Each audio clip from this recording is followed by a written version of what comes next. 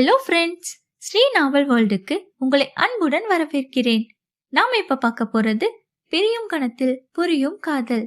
கதையின் குரலாக நான் உங்கள் ஸ்ரீ. வாங்க கதைக்குள்ள போகலாம். பிரியும் கணத்தில் புரியும் காதல், அத்தியாயம் 14. பரீட்சைகள் நிறைவடைந்து அரை மணி நேரம் கடந்து இருந்தது. ஜீவி அருளை அழைத்து கொண்டு காஃபி ஷாப்பிற்குள் வந்திருந்தாள். இப்ப சொல்லு அருளு, ஏண்டா படிக்கல? அக்காக்கும் மாமாக்கும் அடுத்த மாசம் 10ஆம் தேதி கல்யாணம். மாமா எனக்கு இல்லன்னு நினைக்கவே மனசு கஷ்டமா இருக்கு ஜீவி. அபிசார் கிட்ட உன் காதல சொல்லுன்னு எத்தனை வாட்டி நான் சொல்லியிருக்கேன். மாமா அக்காவை ரொம்ப காதலிக்கிறாருடி. அப்படி இருக்க என் காதலை எப்படி ஏத்துப்பாரு? நீ உன்னோட காதலுக்காக கொஞ்சம் முயற்சி பண்ணி இருக்கலாம்ல. எப்படியோ தோல்வியில தான் முடிய போகுது. அப்பாக்கும் என்ன இப்பெல்லாம் பிடிக்கிறதே இல்ல. எப்ப பார்த்தாலும் திட்டிக்கிட்டே இருக்காரு. எனக்கு இந்த ஃபீல்டு சரி வரல ஜீவி. அதான் எனக்கு படிக்கிற எதுவும் மண்டையில ஏறவே மாட்டேங்குது. இத்தனைக்கும் அபிமாமா நைட்டு சொல்லி கொடுப்பாருடி. ஆனா என்னாலதான் புரிஞ்சுக்க முடியல. ஃபர்ஸ்ட் எதுக்கு எடுத்தாலும் அலறத நிறுத்த அருளு. இப்போ உன் அபிமாமா உனக்கு இல்ல, சோ அவரை மறக்க ட்ரை பண்ணு. நானும் ட்ரை பண்றேன் ஜீவி, ஆனா என்னால முடியலையே.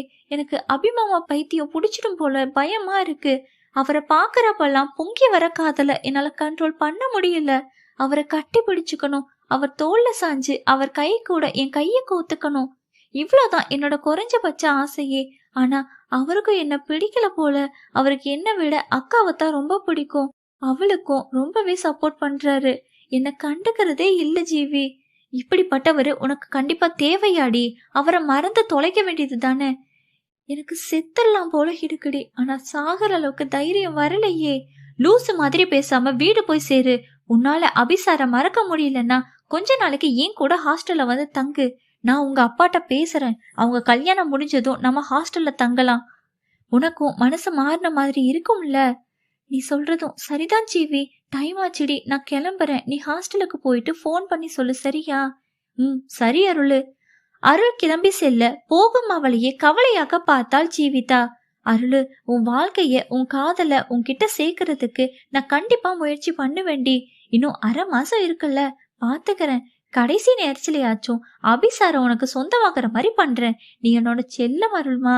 சில பேர்ல காரணம் இல்லாமே அன்பு வரும்ல, அது போல தாண்டி எனக்கும் உன்னோட ஹாப்பினஸ்க்காக எதுவும் செய்வேன் என நினைத்தவள் தனக்குள் ஒரு திட்டத்தை தீட்டியபடி எழுந்து சென்றாள்.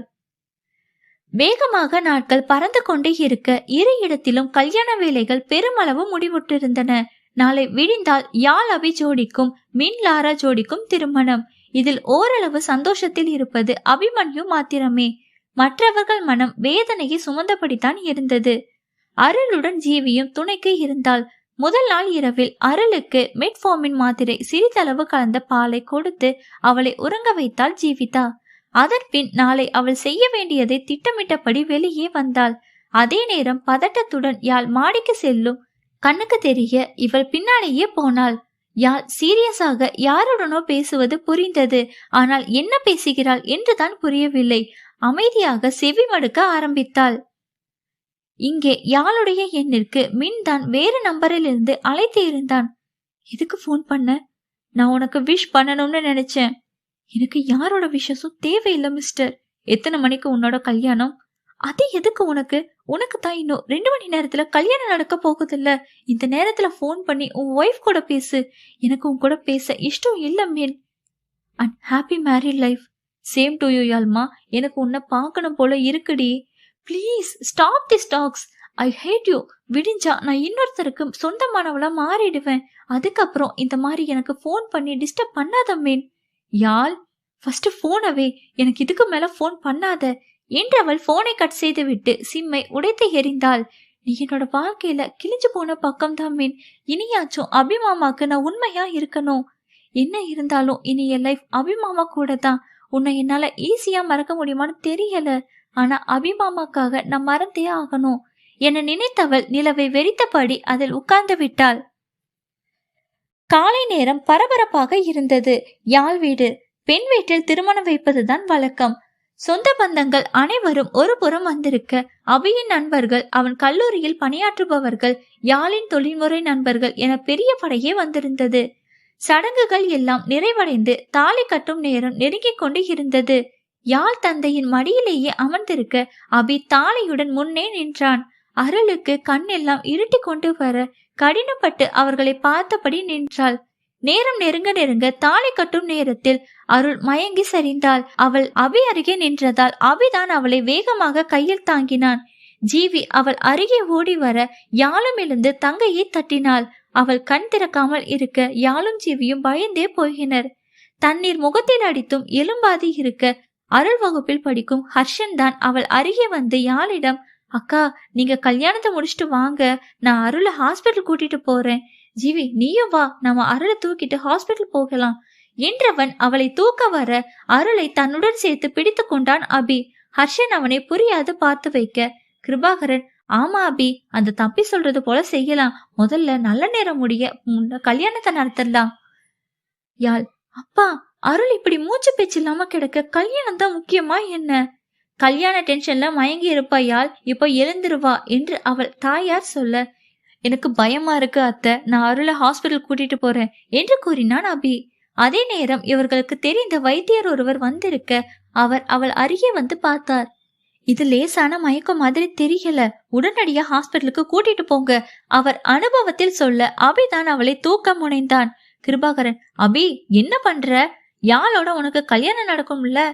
அபி, யாழ் அருளோட பர்ஸ், என்னோட போன் எல்லாத்தையும் எடுத்துட்டு வா என்க அவளும் உள்ளே போனவள் வெளியே வரும்போது பதட்டத்துடன் ஒரு லெட்டருடன் வந்தாள்.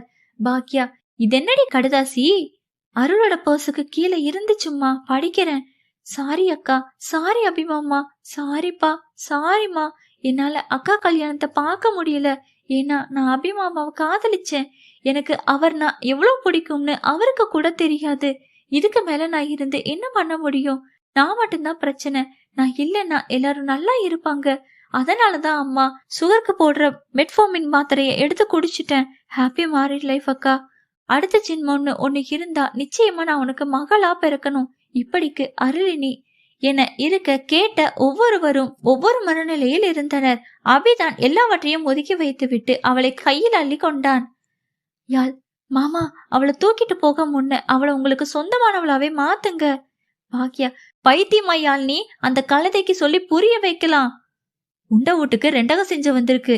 அன்னைக்கே இதை அநாத ஆசிரமத்துல போட்டு இருக்கணும். எல்லாம் ஏன் தப்புதான். இப்போ என் பொண்ணோட வாழ்க்கைய நாசமாக்கிடுச்சு என்று கிருபாகரன் சொல்ல அவர் கோட்டில் அபி தவிர அனைவரும் அதிர்ந்து போய் பார்த்தனர். யாழ் கண்களில் அப்பட்ட மன அதிர்ச்சி. ஜீவி, அங்கிள் நிறுத்துங்க. பாக்கியா, அவர் சொல்றதுதான் உண்மை.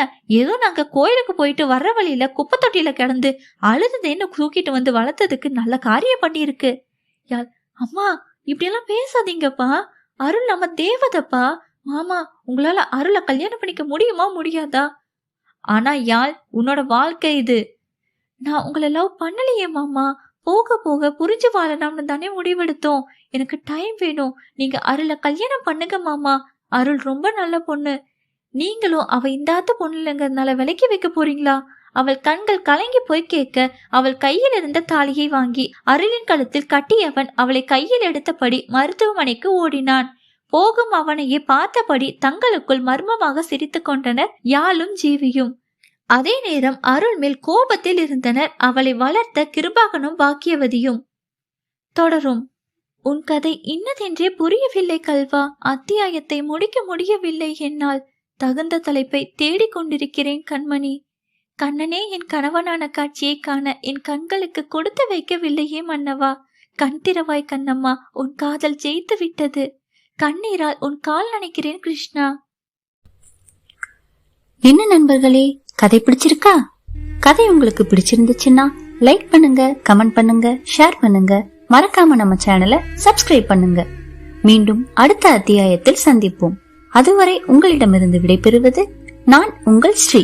நன்றி, வணக்கம்.